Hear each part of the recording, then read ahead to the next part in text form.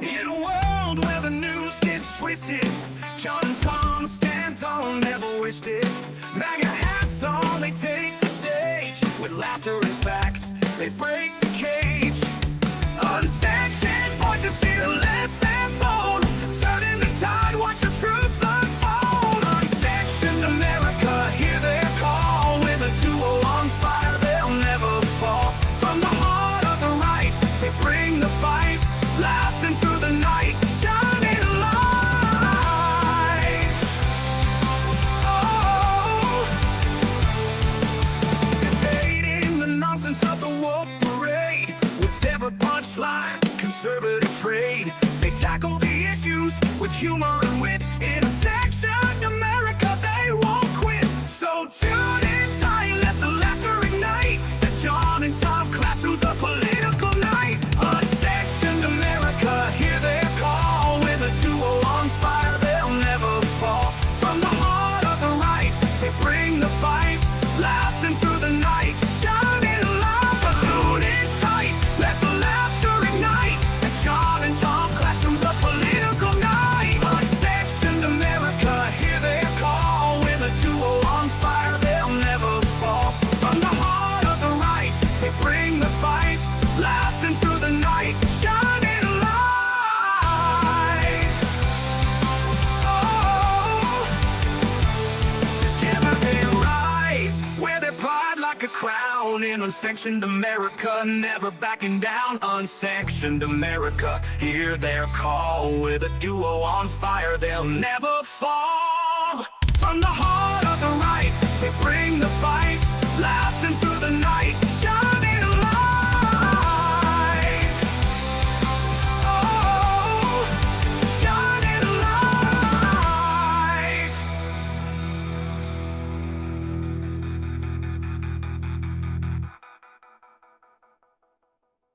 All I wanted was a little bit of money, just a little bit. I need money to buy a little bit of cocaine, you know. I hope I can get cocaine from Hunter Biden. I'm not feeling well today. They took my cocaine at the airport. I need money so I can buy a little bit of cocaine, please.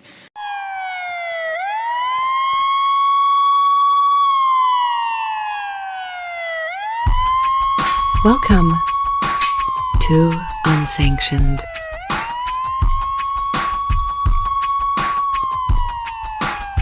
President Zelensky showed up to the White House wearing an outfit from TEMU, and I found that very disrespectful, I have to be honest. I'm going to start calling him TEMU Zelensky from now on. Someone get this guy a suit, for Christ's sake. Sleepy Joe gave this guy $500 billion, and he can't even afford a $1,000 suit. What a cheap guy. He spent all that money from U.S. taxpayers gave him and spent it on the TEMU app. He should at least use Amazon so our taxpayer money doesn't go to China. TEMU has awful quality. I think we can all agree on that. But either way, you can't show up to the White House like that. I've seen homeless people dress better than this guy, and he's supposed to be a president. Even Elon's little son X wore a better outfit than this clown. No wonder President Putin doesn't take this guy serious. He has to take himself serious first.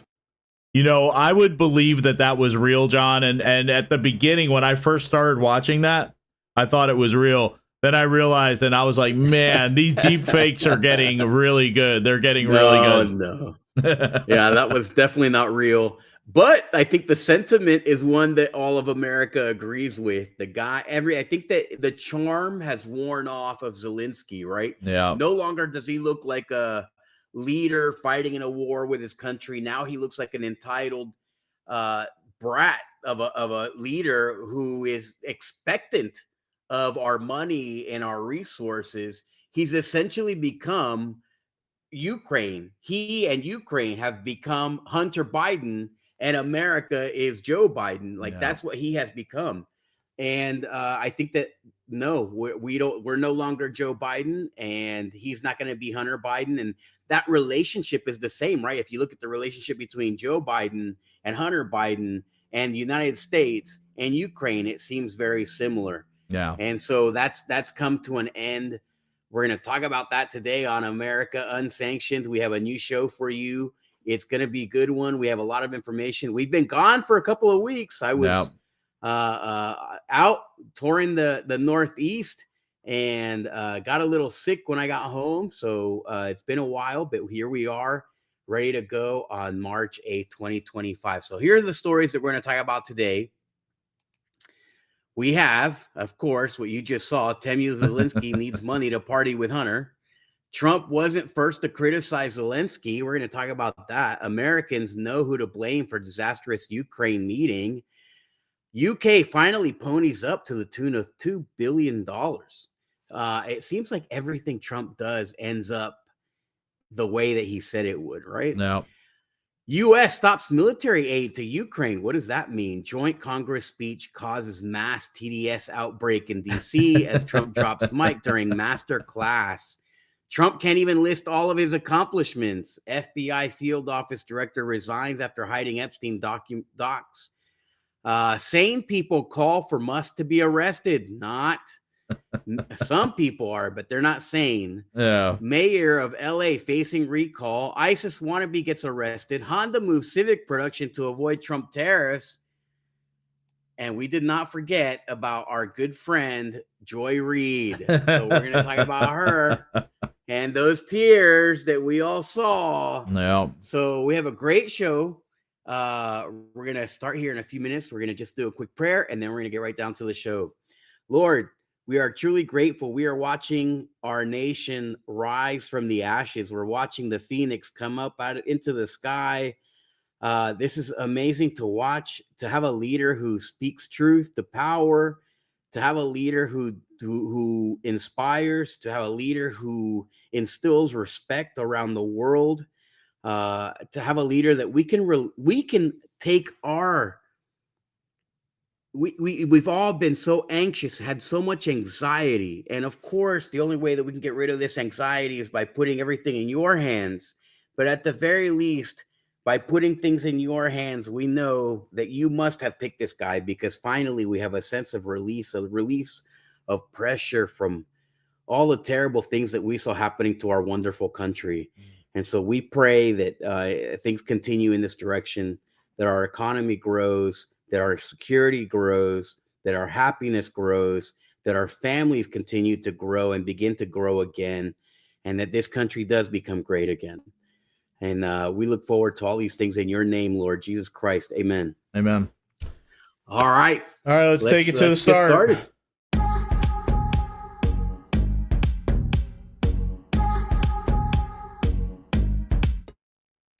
All right, John. So we are not going to rehash what happened in the past. And we know what happened. You know, Zelensky got kicked out of the White House. He started an argument with President Trump and Vice President Vance.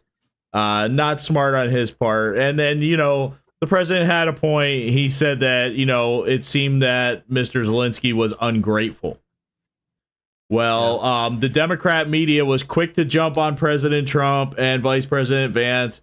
You know, criticizing him for saying, pretending it wasn't true. Yeah, right. Criticizing him like this is, like it's coming out of nowhere. It's coming out of nowhere. What? Zelensky's not the most gracious human being. That's so untrue. Yep. And we know that's they were criticizing President Trump for saying that Zelensky was ungrateful. Well, yeah, you know, President Trump wasn't the only one who said that Zelensky was ungrateful. So did the first. Yeah, so did Biden. Yeah, that's right, Kate. So in this conversation, President Biden called President Zelensky to tell him about a roughly $1 billion package of additional equipment and weapons for the Ukrainian military coming from the United States. During the course of the call, President Zelensky continued, according to a number of officials who we spoke with who are familiar with the call, President Zelensky continued to talk about the additional equipment and weapons and support that he and his military needed. According to these officials, they said that President Biden finally just got frustrated and lost his temper and told President Zelensky, look, you could be a little bit more grateful. The reason that this story is interesting to us and is something that we are reporting on and officials were speaking to us about is because it shows that all these months ago, President Biden already realized that there was going to be a point where the American people, members of Congress, where people would start potentially pushing back on all these billions and billions of dollars of aid and equipment that the U.S. has been providing to Ukraine.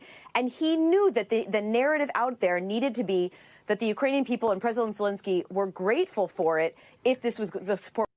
All right. So, John, that video was from 2 years ago.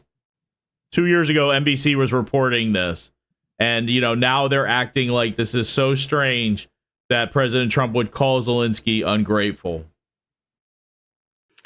Well, clearly, this is an issue of character with Zelensky that is costing the Ukrainian people. Because if they had a leader that had better character, then that would have developed a better relationship between the American people and the Ukrainian people. Now, this is not political. Nobody cares what the people. I don't care if AOC wraps herself in a Ukrainian flag. That means nothing to me. I don't care. I don't care if Pocahontas, you know, during the speech that Trump gave at Congress, she said she wanted the war to continue. So do I care if she wears that? No, I don't care if she wears that flag.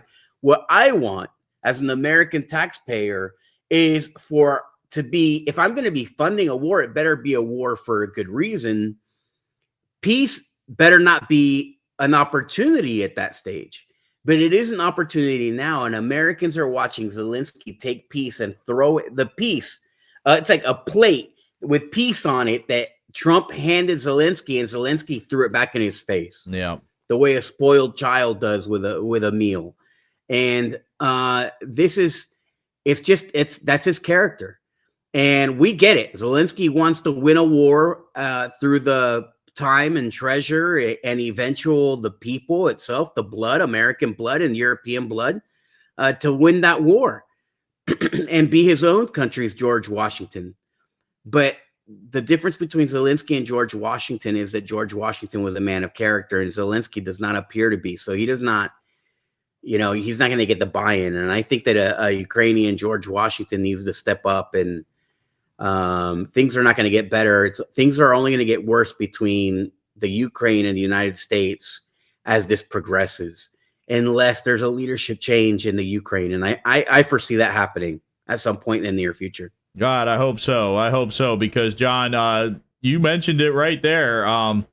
People are not happy with Zelensky or Ukraine, and that is the next headline. You know, Americans' confidence in Ukrainian President Zelensky has plummeted from 72% to 48%, and there's more right here. Holy Toledo, look at this trend line here. U.S. support for Ukraine is too much. Back when the war began, back in February of 2022, it was just 7%. Up like a rocket ship. My goodness. Up now in February of 2025 to 41%. And the clear majority of Republicans, and of course Republicans are in charge of the U.S. government now, 62% of Republicans say that the U.S. support for Ukraine is too much. What a difference from just 3 years ago. I can remember, John, all those backyards in the United States with those Ukrainian flags. Far fewer of them today, as Americans' opinions on Ukraine have changed dramatically. What about opinions of the Ukrainian president? Right. You know, obviously, if you would expect changes amongst the public on feelings towards Ukraine, feelings towards Zelensky have changed also dramatically. Look at this. Confident Zelensky will do the right thing when it comes to world affairs. Back in 2022, it was the clear majority, 72% through the floor. Through the floor by 2024, just 48% of Americans say that they're confident that Zelensky will do the right thing when it comes to world affairs. And GOP confidence has also plummeted dramatically. Now the clear majority of Republicans are not confident that Zelensky will do the right thing when it comes to world affairs. Really a real trend line, ones you rarely see in the American public. Yeah, and that's CNN reporting, John. That's CNN.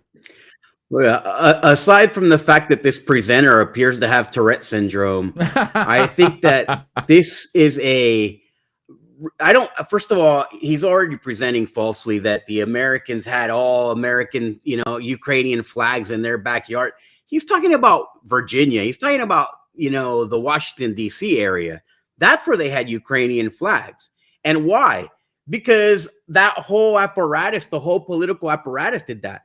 Americans, we never put out, did we, when we went and we engaged in war in Afghanistan, did you see Afghan flags hanging all over the United States? No. Did you see flags of any other country in any other war that we've been involved in? No. You've only see American flags from American people hanging in there. That's the only flag that you should see, at least. But that's you don't see no Ukrainian flags was all by politicians, political operatives, lobbyists, et cetera, all the people in that political world that had those flags, and crazy liberals. So it's just, that's false. Now, if you go and you did a poll in Virginia, what do you think about Zelensky? And most of the people in Virginia, are living in places like Alexandria and just outside of the Washington, D.C. area, then, okay, you might find that a lot of people have, a ton of respect for Zelensky. 72% seems like, okay, that's a valid number if it was taken when the war just started, because you're assuming that a national leader elected by the people is going to do a great job, or they're going to do an okay job. Now we see half the people think that he's essentially a fraud. More than half, 60% of the people don't have confidence that he's going to do the right thing. That's not good. No, that's absolutely not good. No, it's not. It's absolutely not. And I'm sure it's going to get worse as long as this goes on. It's not going to get any better. It's not going to get any better. So, now that he's not looking at the United States, and he knows that relations with him and Trump are kind of, he goes to the UK, and of course, the UK announces a new $2 billion deal to fund air defense missiles for Ukraine. And here's that story. First, we will keep the military aid flowing and keep increasing the economic pressure on Russia to strengthen Ukraine now. Second, we agreed that any lasting peace must ensure Ukraine's sovereignty and security, and Ukraine must be at the table. Third, in the event of a peace deal, we will keep boosting Ukraine's own defensive capabilities to deter any future invasion. Fourth, we will go further to develop a coalition of the willing to defend a deal in Ukraine and to guarantee the peace. Not every nation will feel able to contribute, but that can't mean that we sit back. Instead, those willing will intensify planning now with real urgency. The UK is prepared to back this with boots on the ground and planes in the air. Together with others, Europe must do the heavy lifting. And, it's earlier that day, John, this was the scene. As, Zelensky rolled into the UK. Can anything be salvaged, President Zelensky? President Zelensky, can you get Trump back on side?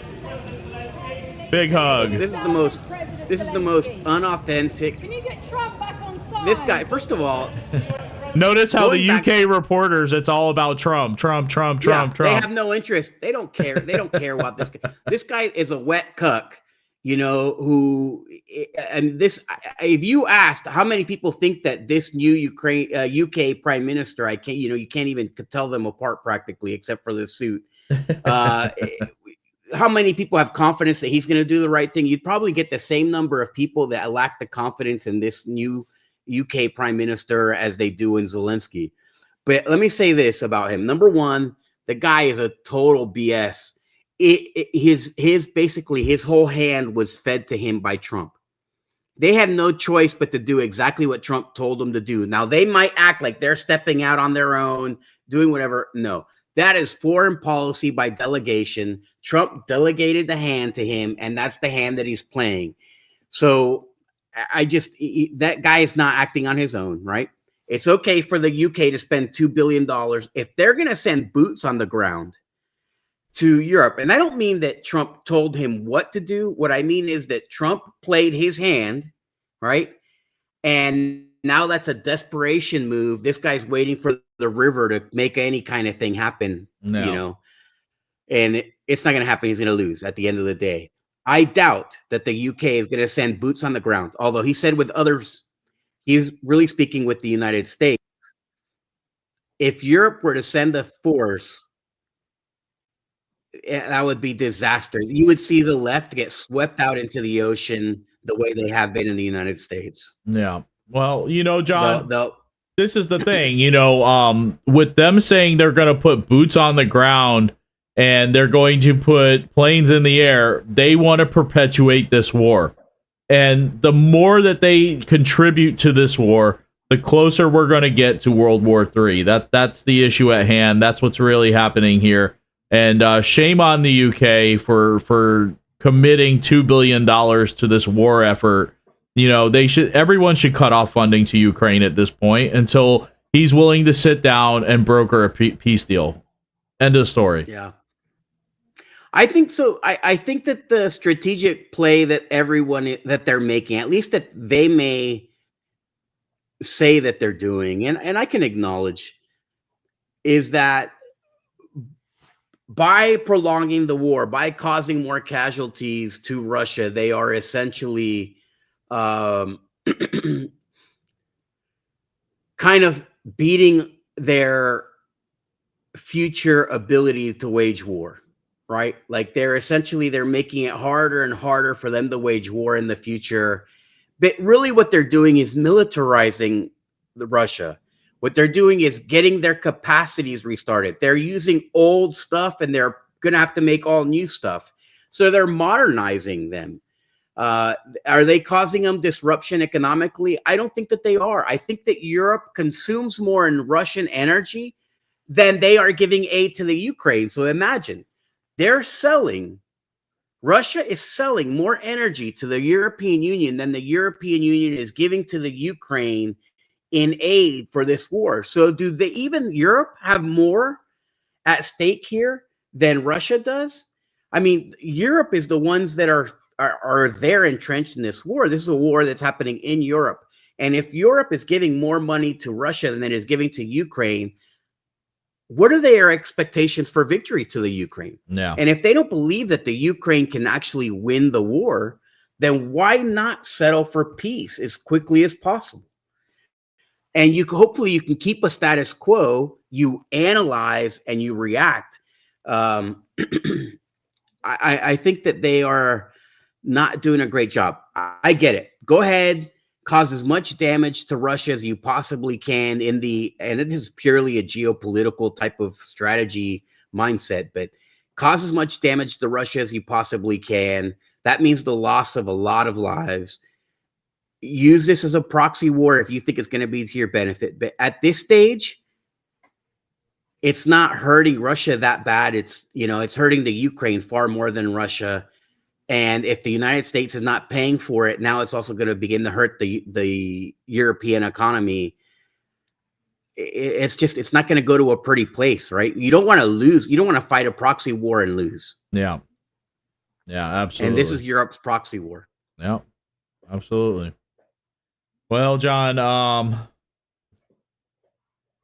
Zelensky's been all over the place since this happened. He's been on TV, and recently he was on TV. He was on Fox News, and he refused to disavow Democrats calling President Trump Putin's lapdog. And this further solidifies the fact that we don't know where this thing is going. Democratic senator said that Trump has become Putin's lapdog. Do you agree with that President Trump is too close to Vladimir Putin in your mind? We spoke about it, and I think today very openly President Trump, he said that I want to be in the middle, otherwise I will not put these guys at the table. And is he right? I want to be very honest, I want really him to be more at our side. I will explain why. Because it's not just that the war began somewhere between our countries. The war began when Russia brought this war to our country, and they're not right. And they are not right. They didn't respect our territorial integrity. They brought the war on our territory to our families. Sorry for repeating, to our houses. And they're not right. And of course, all the Ukrainians want to hear strong position of the United States on our side. From one side, it's understandable. From another side, he wants to find some way of dialogue with Putin. But he always said, as I remember, he always said that peace through strength. And that's why I think that he's strong, United States strong, two parties together in this question, two parties always together against Russia. You're very strong to do strong steps. Enough of this. You know, he says that he wants America to be more on his side, but you know, when we're trying to broker peace, you have to do it from the middle. You can't be more to one side or more to the other side. And yes, you know, the war started because of Russia invading Ukraine, but until you sit at that table and somebody's in the middle to mediate, you're not going to know the reasons why Russia did it, and even if you don't understand or you don't agree with the reasons why they did it, you still have to come to this peace deal, you know, and you're never going to get there if you keep, you know, asking for more assistance. You want to keep going to war. You want the mediator to be more on your side than on the other side. This guy just doesn't get it, John. He doesn't get it. Well, I think that he does get it. I think that he doesn't matter. That truth doesn't matter to him.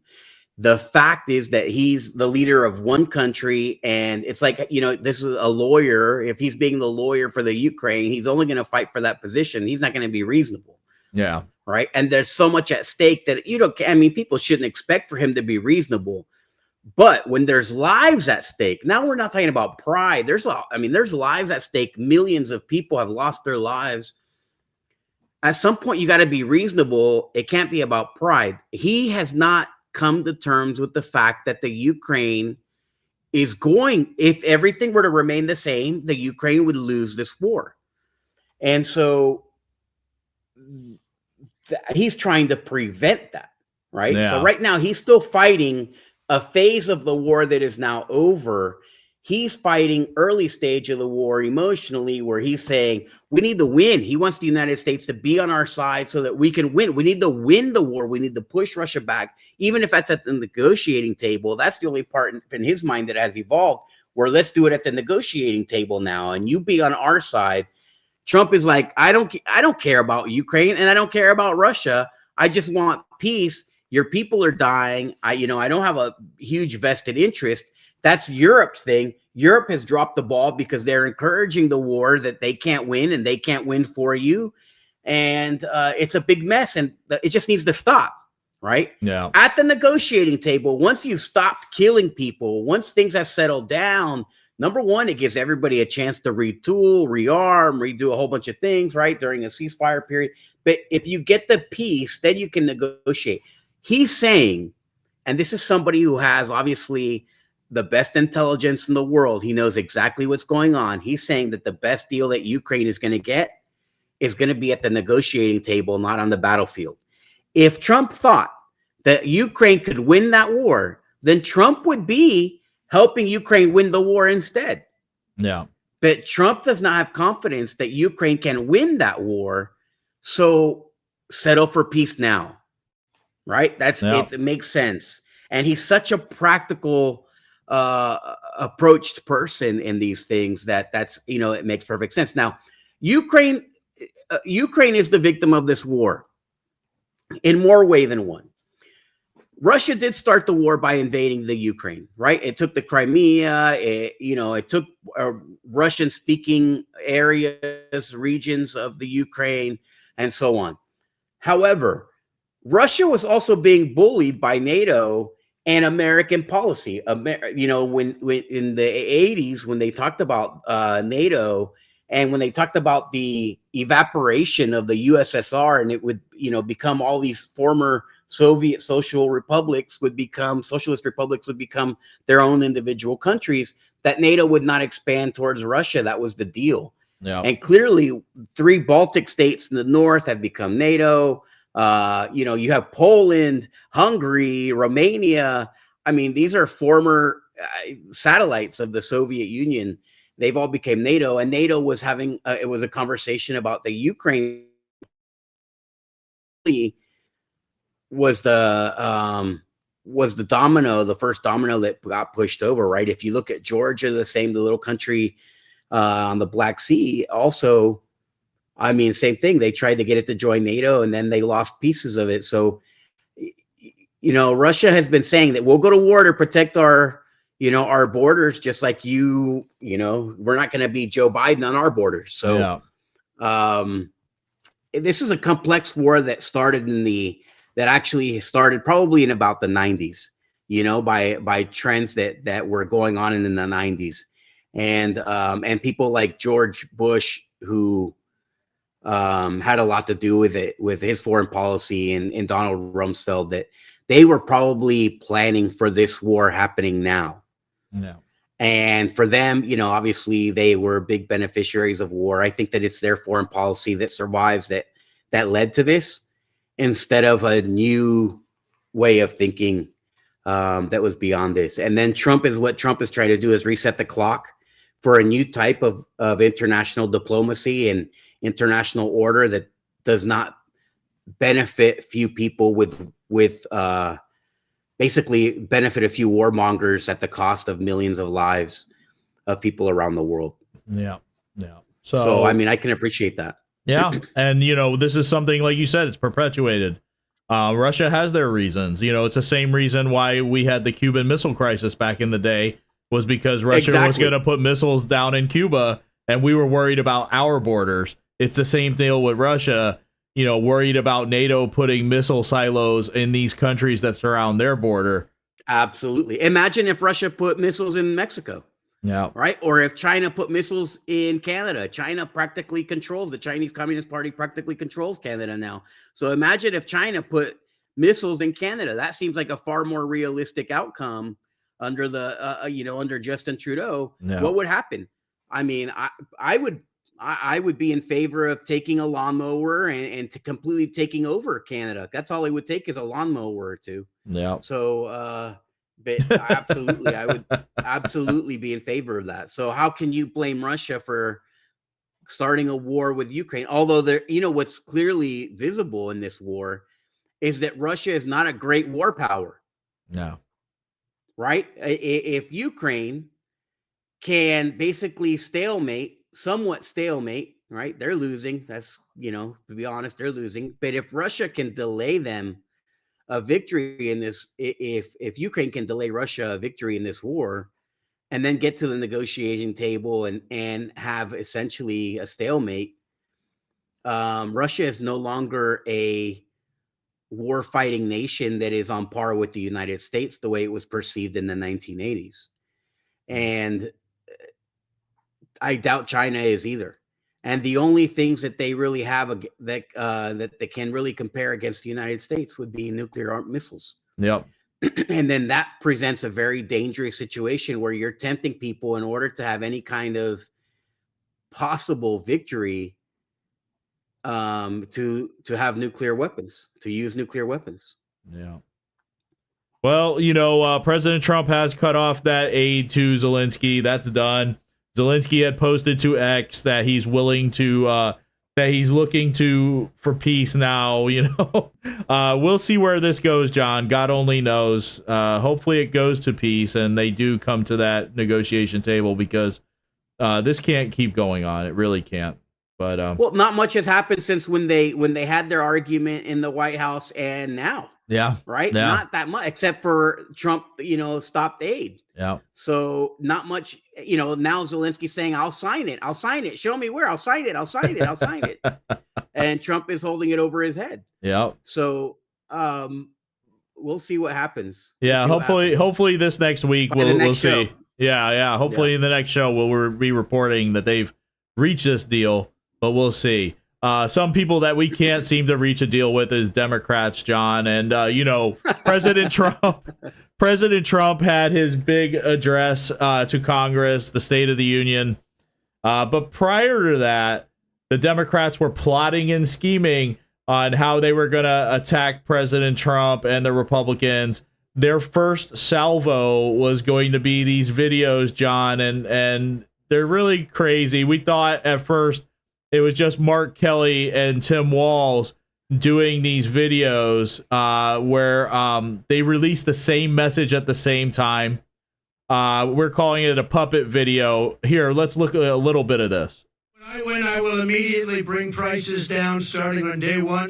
That ain't true. That's what you just heard. Since day one, Donald Trump's presidency, prices are not down, they're up. All right. That's rough to listen to. That'll drive you nuts. But you saw Pocahontas was there, Hakeem Jeffries. But it wasn't just those 5, John. It equaled out to 22 of them. I will immediately bring prices down starting on day one.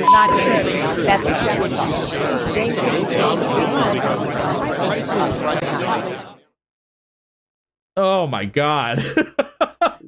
They are a mess.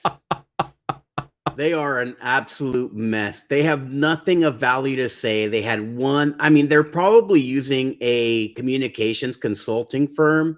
Somebody like me would write this down, this script, right? And give it to them and then say, okay, we're all going to say it. It's going to be one united message because they're saying that we're all crazy and that we have all different messages and that it's this, or whatever. But we're going to say, and they're not realizing they look even more crazy by doing this than they did before. This looks like a cult more than a political party. And you're right. When you said that, we can't reach a deal with the Democrats, I mean, the Democrats are really lost. They're on a ship, on a sinking ship, and they're trying to get you to get onto their ship. It's ludicrous. It absolutely is. And, there's other videos now that are out there of a couple of the female, the new squad, if you want to call them that, creating these videos that they're hoping will go viral, posing in fighting positions like they're on Street Fighter and you're on the fight selection scene, and they're just ridiculous. But this one, yes, I'm sure you've seen it. It's out there. It's out there. But yes, they're like posing and it's showing their stats and it says choose your fighter. It's like your time is probably better spent playing Street Fighter than it is watching those videos. I'll say that much. What a joke. Yeah. Listen, they're trying to be cool. Here's what they did. Like I said, they went to a consultant, a communications consultant, an ad agency, crisis communication. They probably got all these consultants in a room around the table, and they're like, listen, we got our butts handed to us in the election because Trump went on Rogan. Trump went all over there. He went to, what's his name? Patrick David. Yeah. Yeah. We went to all these different areas, new medium. He was like, screw the MSM. And now we have to go back. And what are the kids doing? Oh, the kids are doing this video here like this. Okay, we'll start doing these videos, go watch TikTok for 5 hours and then just replicate everything that they do. But when you have Pocahontas doing this, all right, the meme, this is not going to get you anywhere. Listen, you're not being cool, because they're expecting a level of seriousness too. Trump doesn't act like a clown to do this. He just goes in the space. That's the difference. Trump does not act like the clown. He goes in the space of the clowns. Yeah. And then he acts like Trump. Okay. And they're not getting, these consultants are saying, go there and be your true self. Instead, he's saying, go and act like the clowns.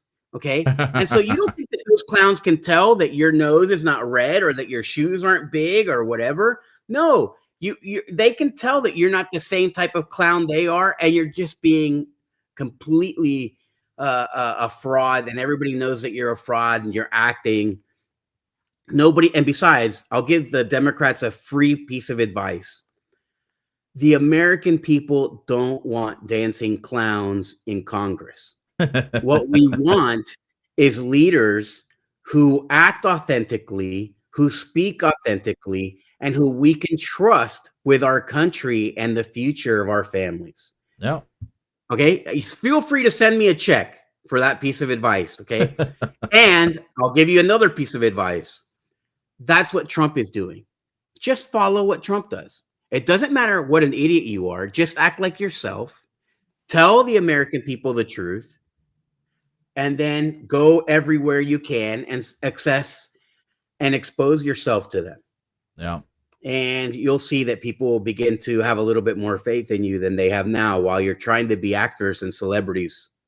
Yeah, they're trying to be cool, John. They're trying to be cool. They want to be the cool kids, and they're not. They have nothing of substance to offer. They're just out there.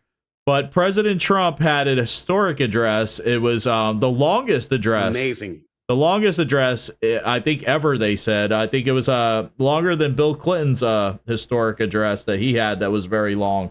But we're going to show you a highlight reel. Will be in the corner here of this address. Not the whole thing. It was like an hour and a half. But, yeah, we'll just show some of this.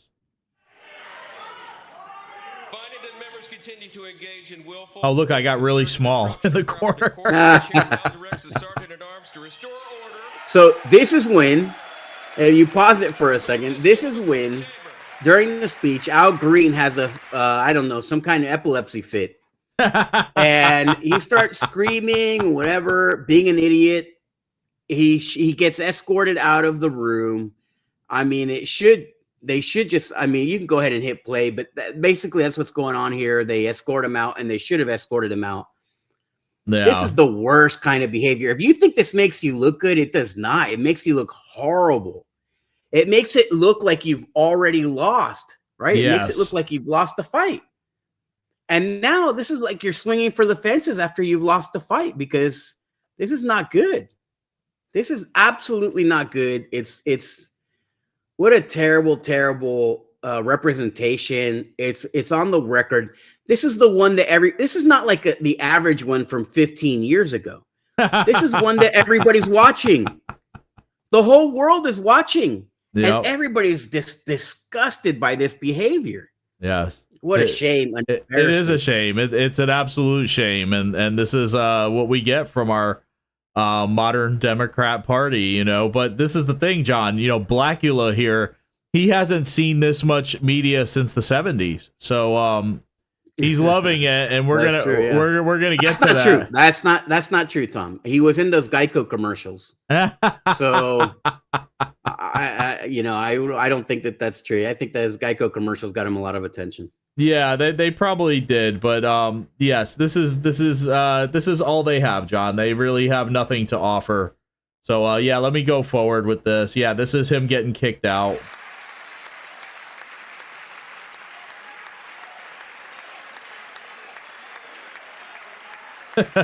Get him out of there.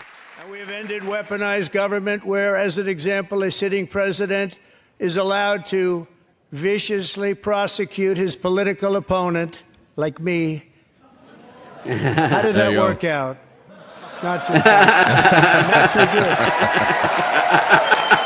$1 million to improve the social and economic inclusion of sedentary migrants. Nobody knows what that is. Nope. $8 million to promote LGBTQI+ in the African nation of Lesotho, which nobody has ever heard of. $60 million for indigenous peoples and Afro-Colombian empowerment in Central America. $60 million. DJ, we're going to do you the biggest honor of them all. I am asking our new Secret Service Director, Sean Curran, to officially make you an agent of the United States Secret Service. Wow. You know, when I watched this, John, I had tears in my eyes for this kid, you know. Wow.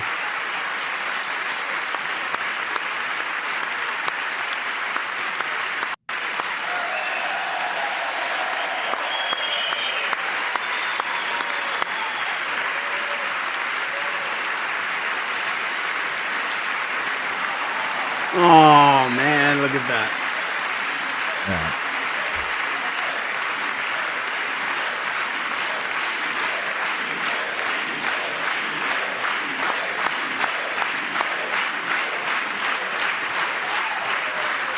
With no end in sight, the United States has sent hundreds of billions of dollars to support. No. So there's nothing, look at this. There's nothing more beautiful in the world than a child. There's nothing. Nothing comes close to any of the beauties in the world that God has made than a child.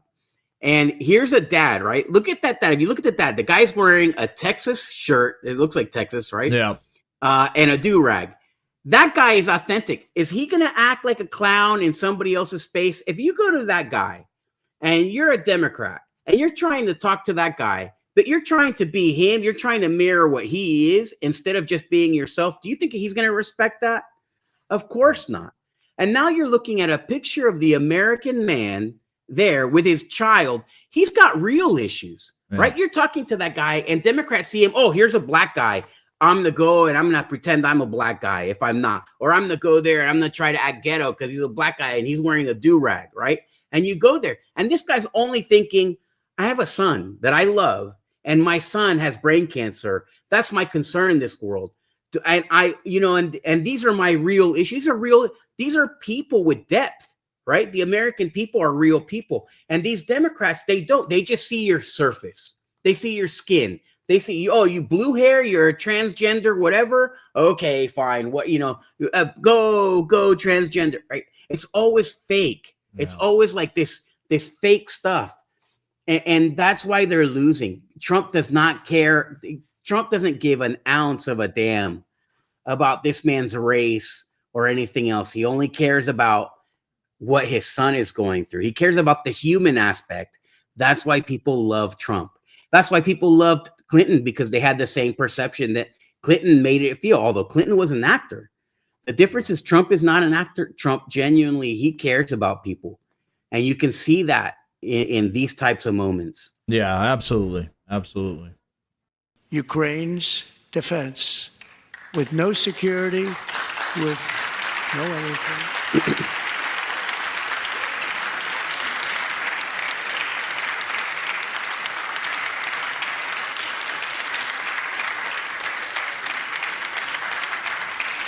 Do you want to keep it going for another 5 years?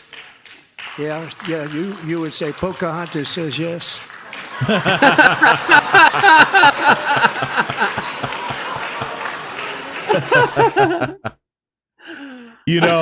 That's the thing, John. And yes, they would clap for Ukraine, right? They clap for Ukraine. They wouldn't clap for Lake and Riley's family.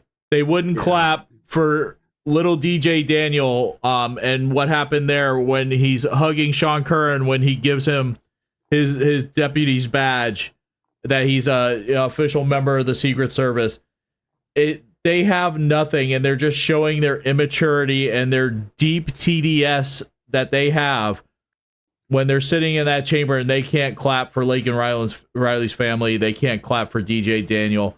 They can't clap for Corey Compentori's family that are there in the hall. That's who these people are. Yeah. Everything for Ukraine and other countries, but when it comes to our people in the United States, they sit on their hands. Well, not even just our people, just the people in general, because for them, this is about power. And, the real political split here isn't political party anymore.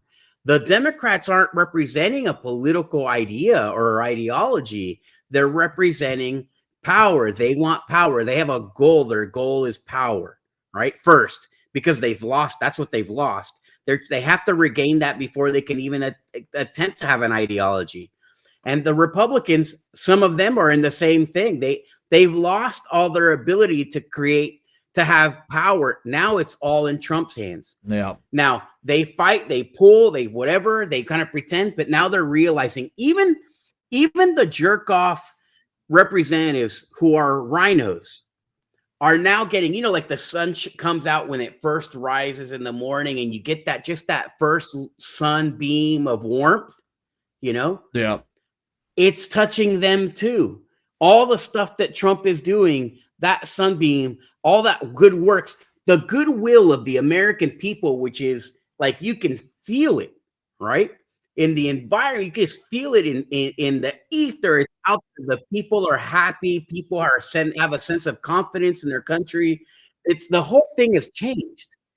And even those rhinos are now feeling, oh, okay, this feels better than what we were doing before. So they're going to slowly come across. You're going to see a whole bunch of rhinos start to come onto the right side. And then you're going to see a lot more Democrats start to become moderate Democrats, or in the middle, or voting with the Republicans. I think that you're going to see that. I hope, just because there's positives to this. And when the American people are happy, they start to forget about politics. Yeah. It's not their number one thing. They're going to go back to watching sports. Right now, Trump is more popular than the NBA or the NFL or the MLB. Yep. And why is that? Because we can't focus on silly games when we can't afford to feed our kids or take our kid to the doctor, or when we take our kid to the doctor, we can't trust what they're being injected with, or, all the things that are real.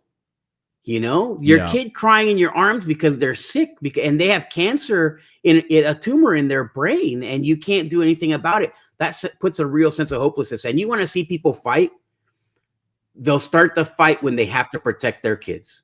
Yeah. And so Trump is taking us out of that world of flight or fight. He's taking out of that space that we were headed to in this country.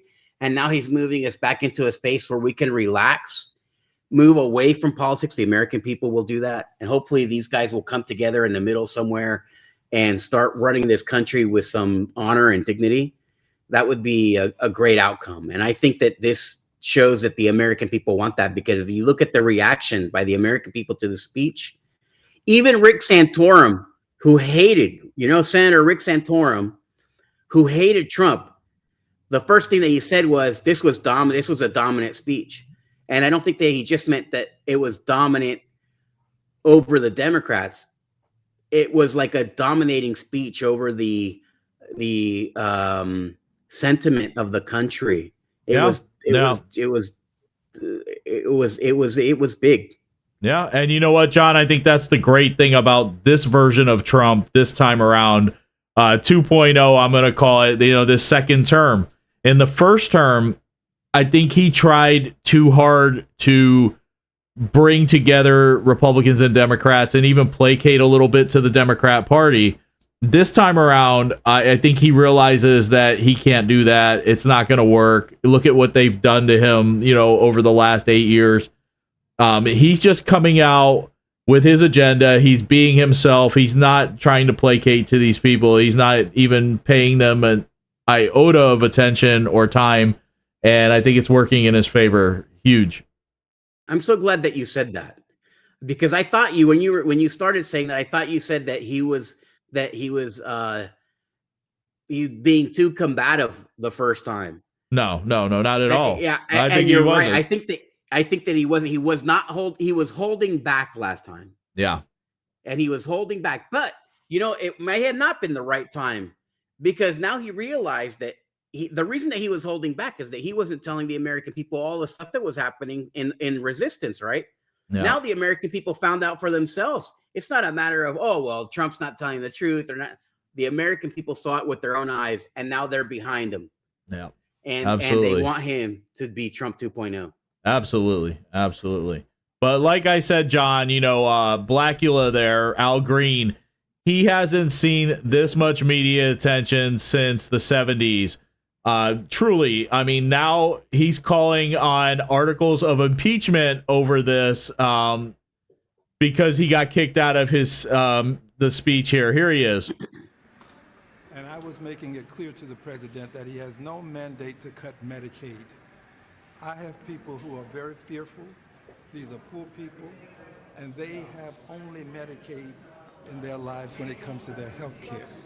And I want him to know that his budget calls for deep cuts in Medicaid. He needs to save Medicaid, protect it. We need to raise the cap on Social Security. There's a possibility that it's going to be hurt, and we've got to protect Medicare. These are the safety net programs that people in my congressional district depend on. And this president seems to care less about them and more about the number of people that he can remove from the various programs that have been so helpful to so many people. It is the best way to get it across to a person who uses his incivility against our civility. He is a person who has consistently been used incivility against civility. Get out of here. Used incivility against their civility. But he's showing a lot of civility in what he did, right? I mean, come on. Yeah, what a joke. Come on. Well, he did get censured by Congress, John, and the Democrats weren't happy about it. And they displayed how unhappy they were about it in song. Is that he will call Congressman Green to the well. Oh, there we go. Let's listen in. To answering present. The resolution is adopted. Without objection, a motion to reconsider is laid on the table. The House will come to order. The House will come to order. Shh. Will Representative Green present himself to the well?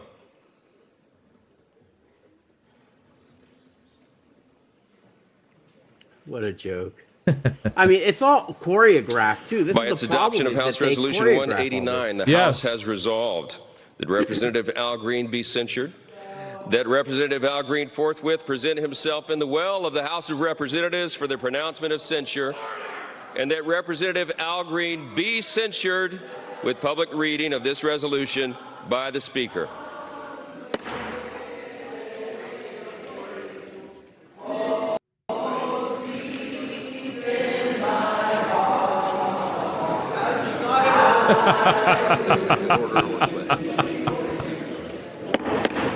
The House will come to order. The House will come to order. You see what a joke they are? I mean, this is a joke.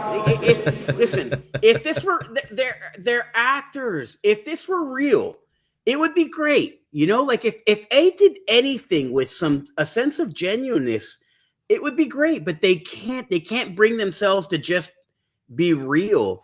Everybody sees through it. Nothing that they do is real anymore. And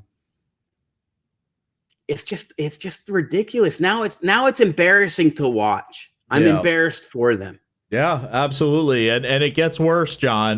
Blackula went on the Breakfast Club with Charlemagne, and now he's saying it's because of his race that he got censured. Invidious discrimination in the House of Representatives. I'm a son of the segregated South. The rights that the Constitution recognized for me, my friends and neighbors denied. I had to sit in the back of the bus, the balcony of the movie, drink from a colored water fountain, and my relatives who committed some crimes were locked up in the bottom of the jail. I know what invidious discrimination looks like. The Klan burned a cross in my yard. I know what it smells like. I was in filthy waiting rooms, and I've been in places where I didn't want to be, and I know what it sounds like. I've been called all kinds of ugly names. So I know invidious discrimination.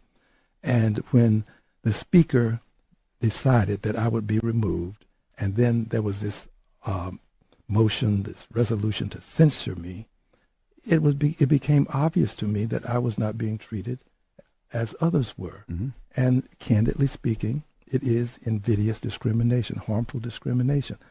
I don't... Nobody cares, dude. Listen, Mr. Green thinks that if the lenses over his eyes are just one of a victim of the segregated South, I get it, right? Because he hasn't grown past that. Yeah. You know, it's just it's just his mind is paralyzed his mind is paralyzed in the segregated South. And unfortunately, he's in a non-segregated United States where nobody cares about race anymore. And so it's just like, it's like wearing bell bottoms at the mall today. I mean, you're not going to get away with it, right? I mean, you're not going to get away with it. And it's just, okay, we're tired of the argument. Okay, Al, we get it. Segregated South, absolutely wrong. Nobody's going to defend it. Nobody's going to think anything twice about it. You know, it is what it is. The modern day America is not where you try to pretend it's the segregated South and nobody cares, and nobody's going to do that. No. The Republican Party is the most diverse party in the United States right now. Anyways, look at the people that they're promoting. One of the most important states in the country, Florida. Who did Trump endorse for governor? Byron Donalds, a black guy. Who did they endorse in Ohio for governor? Vivek, an Indian guy. I mean, listen, Trump does not give a rat's butt about your race or ethnicity or whatever. He probably cares more about how tall you are than he does about your race, unfortunately for me, but that's what he cares about more. So it's silliness, and he looks silly, and he takes those real world experiences of living in the segregated South, according to what he said, and he turns them into meme type or of information, and it's sad. Yeah. I mean, he must remember a lot of these things from in the past, John. I mean, he is a vampire, so I mean, you know, I don't know. Anyway, well, that's a lot of weight to carry. Yeah, it sure is. All right, so let's move on to some other stories from across the nation.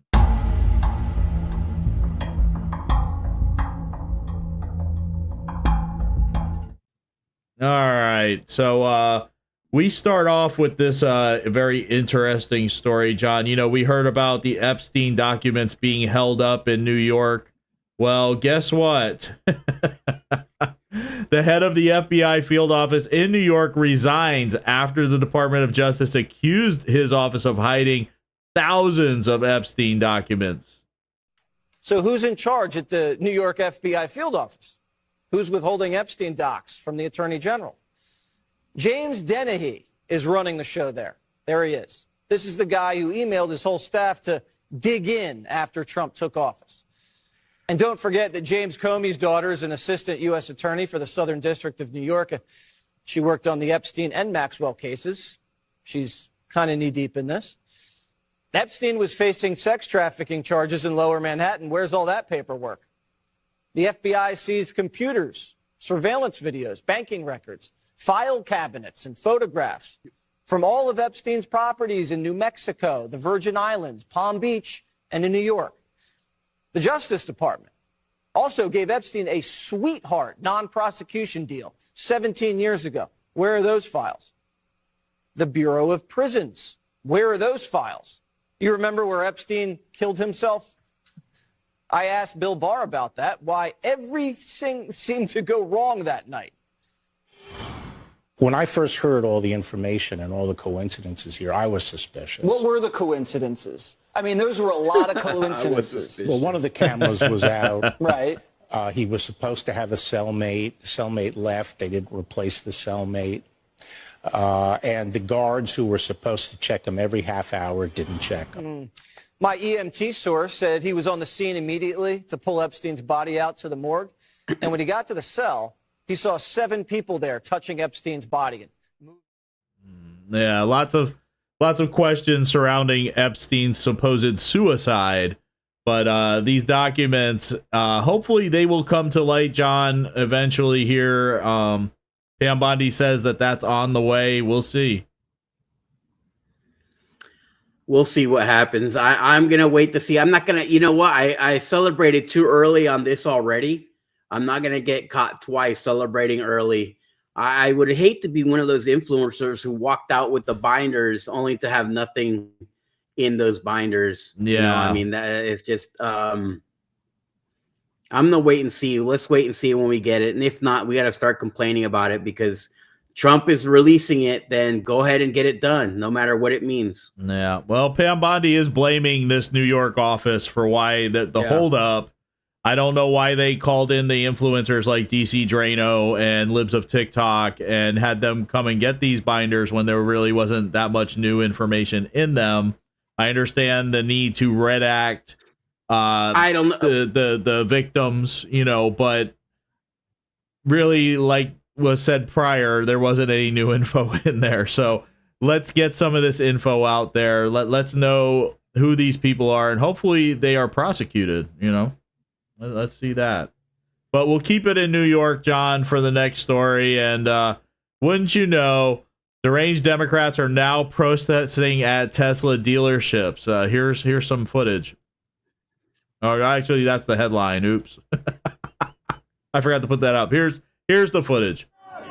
You guys want to leave? You're looking to get arrested? But sometimes you start doing readings and stuff when you're there, and then you just start doing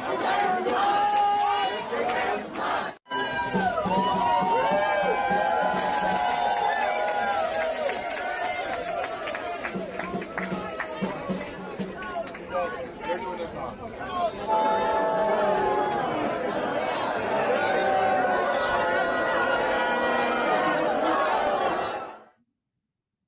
So now the goal is to drive Elon Musk crazy, to drive him out of doing what he is doing. He cares. I don't think he cares either. This is the thing, John.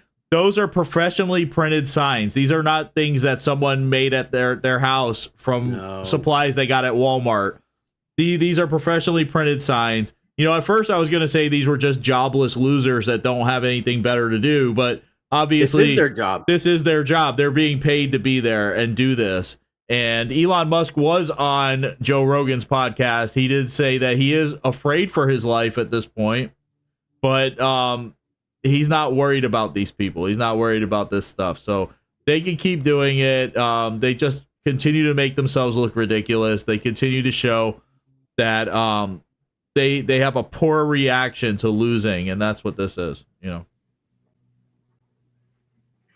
Well, I mean, this is a guy, Elon Musk, who has lost a lot of money doing the right thing for the country. I'm sure, it's mostly Democrats buying Teslas, right? And Republicans, here's the thing. There's a lot of Republicans that would like to buy a Tesla that may have bought Teslas and whatever. But the reason that they don't is because of the mileage issue. Right. Yeah. That's the most important thing. That's the most important thing in an electric car. They haven't solved that problem. So you can't get very far. Yeah. So the people who are buying are people who don't care about that, which is Democrats, right? For them, this is ideological. I need a Tesla. Okay. So I'm sure that this has hurt him financially in some way, but not as much as losing like a Starship. And I think that he's willing to sacrifice a lot. He spent $44 billion for free speech. What else is he willing to spend to fight for his country? I mean, it's a pretty big deal. Yeah, it is. And you can't take that away from him. I've always said on the show, I'm not Elon Musk's biggest fan, right? Yeah. But I'm becoming a fan just in the sense that, man, he doesn't have to. I don't have to agree with everything that he does or says, but at the same time, I have to appreciate what he puts on the line. Yeah, absolutely. And he's putting a lot on the line, John. He truly is. Yeah. But we'll see where this goes with him. A little bit crazy, but anyway, moving on, let's go over to LA where Nicole Shanahan is funding this. All right. This was RFK Jr.'s former running mate when he was running as an independent. She is a billionaire herself. She is funding this paperwork that has been filed to recall Los Angeles Mayor Karen Bass over her failed handling of the LA fires. And here's a video that's going around out there in California. This has the potential for 200 plus acres in the next 20 minutes. We have a potential for structures being threatened in the next 20 minutes.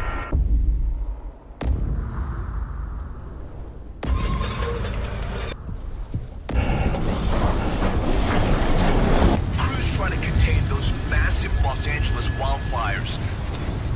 At least 24 people have tragically been killed. When the fires broke out, LA Mayor Karen Bass was in Africa. We know that there was warnings about the weather before you went. When she returned, instead of answering critical questions from reporters, she chose to just ignore those questions and stay silent. Do you owe citizens an apology for being absent while their homes were burning? Madam Mayor, have you absolutely nothing to say to the citizens today who are dealing with this disaster?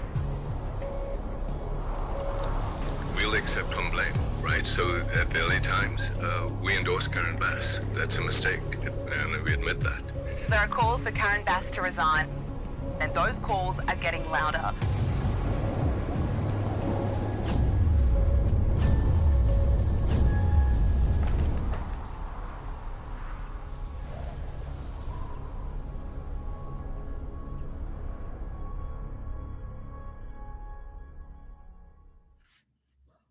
Very well made video there, John. Very well made. Man, we could use some of those here in Osceola County.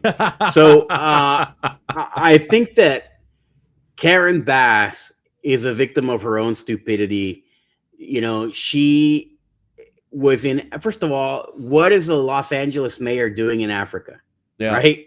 Now, if you're the mayor, unless she's on vacation, if she's on vacation, fine. I don't care where you go, you're on vacation, whatever. But if for you to pretend, if you're the mayor of Los Angeles and you're pretending that you have somewhere other than Los Angeles to be, Los Angeles is a city just filled to the brim with problems. So you're clearly not a good mayor if you're in Africa on some BS tour or something. Like I said, unless you're on a vacation, you're on your own time. But I doubt she was, you know? Yeah. So here's the thing. This is a tragedy, and it's not just her fault. Look at Gavin Newsom. Look at all the people here, the fire people, in every respect, the leadership of the fire department, the people who cut the budgets of the fire department. I mean, all these, just everything in Los Angeles is horrendous. Yeah. So they need a more recall. I mean, you need a recall of the citizen of the voting in California because it's just, you can't trust them even with that. It's bad. Well, you got to figure that the corruption within their elections is far worse than anywhere else in the United States. Probably New York is on the same level as the corruption in their elections. Yeah. But yeah, I mean, who knows what's really going on there. But yes, you can point the finger of blame at her. You can point it at Gavin Newsom. You can point it all over the place because there's plenty of people to blame. But hopefully they do get her recalled, and then they move on from there. They recall Newsom and a few others. So we'll see. We'll see. All right. So wouldn't you know, John, that there's this guy in Minnesota. He gets arrested for trying to provide aid to ISIS and fly to Somalia to join ISIS. He also celebrated the New Orleans attack when an Islamic terrorist killed over a dozen people with that truck. Here's that story, John. A Minnesota man arrested just days after posting pictures with this ISIS flag. The 34-page complaint details the extensive lengths Abdel Sattar Hassan went to get to Somalia and fight with ISIS, from social media posts to failed attempts to fly there. It's not the first terror recruitment case here, but community leaders say they have gained a lot of ground. Our Uba Ali has more. Always concerning for us as a community about these issues. Concern for a community with scars from its past recruitment cases dating back a decade. Thursday, 22-year-old Abdi Sattar Ahmed Hassan was arrested and charged with attempting to provide material support to a terrorist organization. Born in Kenya, Hassan moved to Minnesota from Texas in 2023. Charging documents detail several social media posts dating back to May up until last week. That's when investigators say he posted a video of this knife on his lap, and just 2 days ago, FBI agents say they observed him driving while holding this black ISIS flag. The complaint shows a screenshot of a video posted to his TikTok account showing the man identified as conducting the terrorist-inspired attack in New Orleans. At one point, Hassan adding a comment in Arabic translating to, "He is the man who destroyed the Americans yesterday." The criminal complaint also details his attempts to fly to Somalia twice, both unsuccessful. Also admitting to agents he is an ISIS supporter and consumes and disseminates ISIS propaganda. Wow. You know, we need to take a better look at these people that are coming into the United States for sure. You know, under President Trump, we are now. But they did say that this man did come over in 2023, you know, and this is what happened under the Biden administration. This is exactly, Biden would have had him at his State of the Union address as a guest. This is exactly who the Democrats were trying to bring over here, apparently. What a shame. This is who they want to. This is who they want to protect from ICE and keep here, John. Yeah, that's exactly who they want to. That's who AOC and all the others are trying to prevent ICE from getting their hands on. Oh my gosh, this is not only this. It's not only his own crimes that this guy should go to jail for. You know, all these other people. He's not the only one that should go to jail for these crimes. Yeah. It should also be people like AOC and all the apologists of this. You know, unabashed immigration, open border policies that they've been practicing for the past 4 years. Yep. And he comes from the area of Ilhan Omar. And this is an area that's so overcome with people from this area of the world that they actually voted for Ilhan Omar to be their representative. Yeah. Think about that one. I think that's a place that definitely, if you were born in this country, you should stay away from there. Anyway, let's move on to Indiana. And wouldn't you know, Honda will build the new Civic hybrid in Indiana instead of Mexico. This to avoid Trump's proposed tariffs on imported vehicles. How great is that, John? Here we go. Everything that he says comes true. Produce its next generation Civic hybrid in the U.S. state of Indiana. The switch from Mexico is to avoid potential tariffs on one of its top-selling car models, the people familiar with the matter have said. The change underscores how manufacturers are scrambling to adapt to US President Donald Trump's proposed 25% tariffs on goods from Mexico and Canada. Several automakers have expressed concerns about the levies, but Honda's reported move would be the first concrete measure by a major Japanese car company. The sources said Honda now plans to build its new Civic model in Indiana from May 2028. With an expected annual production of around 210,000 vehicles. All of those speaking to Reuters requested anonymity, as the information has not been made public. A Honda spokesperson declined to comment on changes to the Civic production plan. Mexico has long been a lower-cost production hub for Japanese and other global automakers. Honda sends around 80% of its Mexican output to the US, the world's second-largest auto market after China. It warned in November that it would have to think about shifting production if the US were to impose permanent tariffs on imported vehicles. Honda's case underscores how potentially disruptive the US tariffs would be for industries that cannot drastically alter production plans in the short term. You know, this is good for the liberals that are getting rid of their Teslas, because now they can buy the hybrid Honda Civics that are being made in America. I mean, you know. Yeah, they would. So the great thing about this is that Honda is like a leader in manufacturing. They change their production forecast like that. They're reacting. They're non-political. They don't want to be involved in anything. They're just gonna react the way that they need to on a business case. And if that's how they reacted, then that's how you're going to see others react too, because they're not going to, they're not going to like try to fight the political battle, but then make, 15% less on a car that they sell, or have to increase the price of a car 15% in order to survive or anything like that, and then be non-competitive. So they're all going to have to match. If Honda made the analysis, they moved inside the United States, production inside the United States to avoid tariffs, then all the other ones are going to have to move also. Yeah. And so nobody's going to want to fight the battle instead. Now, for other ones, like she was saying, that it gets more complex, then, well, tough. Yeah. Tough. You're going to have to start building your cars here. And that's what he wanted. And that's what's going to happen. And, they didn't listen. Here's the thing. The Americans, for what they believe in, are willing to suffer, and they're willing to sacrifice. I'm an American. I'm willing to sacrifice for my country. For sure, I'm willing to sacrifice for my country. Listen, President Trump can ask anything of me for a country that I believe in, for a place that I want to raise my children in, for a future that I want my grandchildren to play in. I'm willing to sacrifice. So I think most Americans are bought into the idea that we're going to make our country first and great. Yeah. Yeah. I'll give credit where credit is due, John. Mexican President Claudia Sheinbaum, I still can't get over that. That Sheinbaum is not a Mexican last name, but anyway, she has tried to come to terms with President Trump on this issue, and Trump has withheld the tariffs for another month.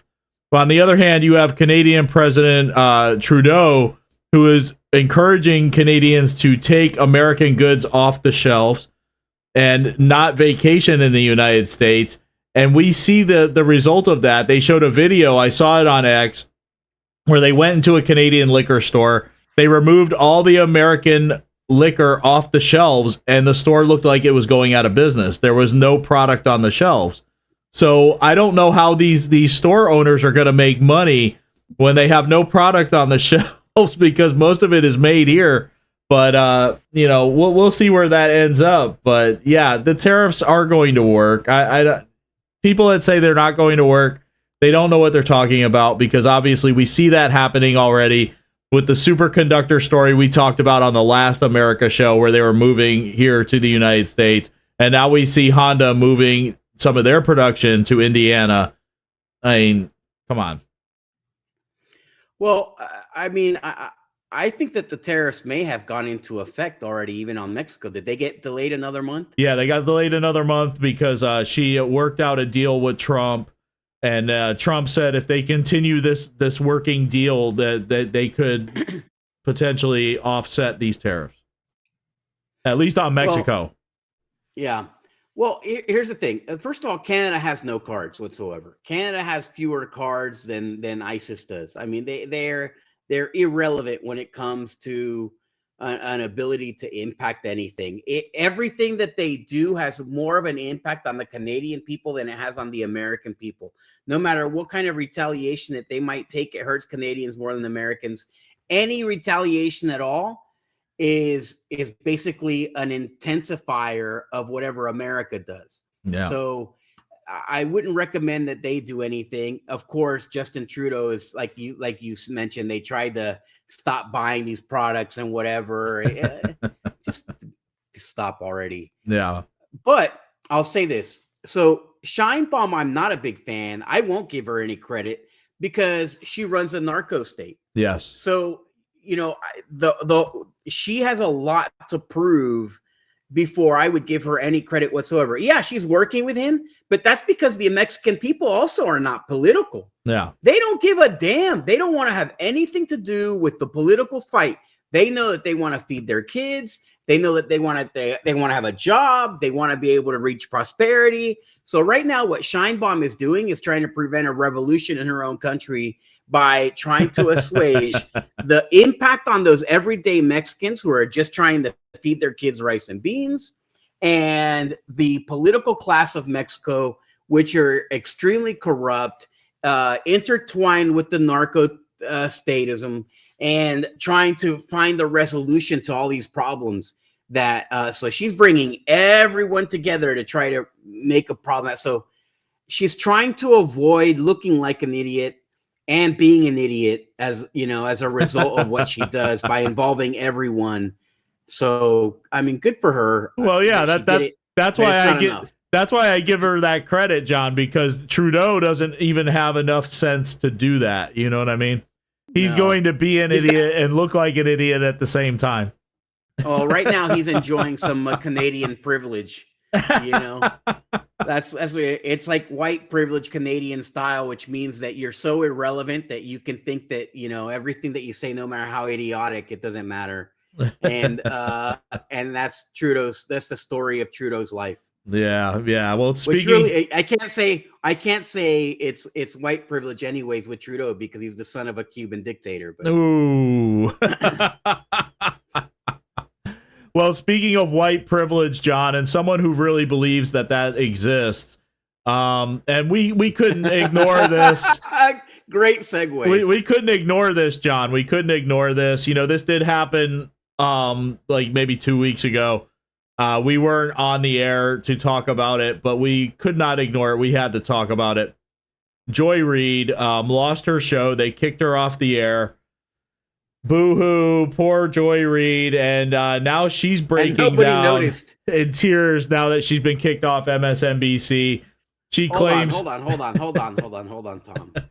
Wait, you can put that back up. Yeah. Back up. So she's sobbing on her show, but Joy Reid had a lot of things to say about tears, didn't she? Yes, she did. She loved white men's tears, you know. She loved white men's tears. Yeah. Well, here she is, John. Here she is. Show had value, and that that what I was doing had value. And in the end, I'm sorry, I try not to cry on TV, and this is kind of like me on TV, so I apologize. And then it mattered. I see Karen is there, and she's been texting me as well. And so what I will just say is that in the end, thank you. Where I land is that the moment of guilt that I felt that I went hard on so many issues, whether it was the Black Lives Matter issues of a young baby or a mom or a dad that was killed, or no, please. When we opened up people's eyes to the fact that Asian Americans were being targeted and not just Black folks. Enough. Oh my God. By who? Asian Americans were being targeted by who? Yeah. If she went back and looked at what that story was, it was mostly, oh my God, forget it. I'm not even gonna get into it. So here's the thing. She's a straight up liar. This was a race baiting, like artist. That's all she did. That's all she did. For her to be talking about, my show had value. If it had value, it'd be on the air. I don't know who the show had value to, but it wasn't to anybody that was watching. So it was, or to anybody that had a TV, apparently, because nobody bothered to tune in. So forget it. There's no value. That kind of sensationalism that she was selling all the time, right? Like this angry, anti-American, everything she wants to, this is like the college student who takes a history class and starts wearing Che Guevara t-shirts. That's who she is. Except when you're like that at 55, it's not cute anymore, right? Yeah. So get out of here with that. Let's see her teary. Let's see her comments on tears. Can we? We don't have that. I thought I had it, but yeah, I thought we had that. So you got to look it up. Look up Joy Reid's comments on white tears and how much she appreciates white tears and what their value is and so on. And now it's an easy find on X. You can find it very fast. You'll find it quick. Yeah. So all right, John, that is the end of the show. We are ending at an hour and a half. We love ending the show on a positive note. And that certainly was a positive note. Joy Reid getting killed off the air. All right. Thank you for watching. We love you. We appreciate you. God bless you. Please like and share the show. We'll be on here this week. We're going to start getting back on track here now that I'm kind of getting over this illness, and we'll get back to it. But please like and share the show. Make sure you comment, participate. Thanks. God bless. We appreciate you. We love you. Thank you. Have a great night. On behalf of me, former school board member John Arguello, my great friend over here, citizen Tom Lord, all the best to you. All right. We'll see you soon. Well, I mean, I was entertained, to be honest. I think it is rich beyond measure. The fact that a school board member that has tens of millions of dollars of conflict of interest before this board has the courage to come up here and talk about anyone's behavior. If anyone should be ashamed of themselves, sir, it should be you. And I'm in favor of you being able to speak your mind, no matter what. That's how we get. Remember when you were kids, right? And you had a problem with somebody, and then your dad would kick you out to go fight with that kid, and then you shake hands, and then you go home, and then you become friends.